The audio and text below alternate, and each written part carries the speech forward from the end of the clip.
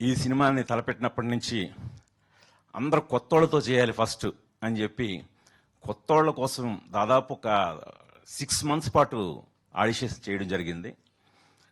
అంటే మామూలుగా జనరల్గా కొత్త వాళ్ళు అంటే మనం ఏదో ఆల్రెడీ 1-2 సినిమాలు చేసిన వాళ్ళను అప్కమింగ్ వాళ్ళను కాకుండా రియల్ ఫ్రెష్ ఫేసెస్ కోసం చేసాం. చాలా పెద్ద ఆరండి.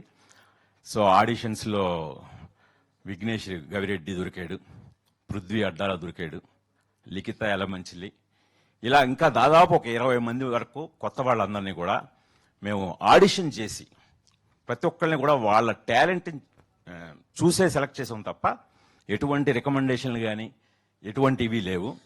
సో పొద్దున్న ఆడియన్స్ మీ అందరూ కూడా మీలో తమను చూసుకోవచ్చు. అలా అంత ఫ్రెష్గా అంత జెన్యూన్గా వాళ్ళు యాక్ట్ చేయడం జరిగిందో క్యారెక్టర్ లాగే. నేను తీసుకోవడానికి రీజన్ కొత్త వాళ్ళని క్యారెక్టర్లా కనబడాలని, వాళ్ళందరూ క్యారెక్టర్లానే కనబడతారు.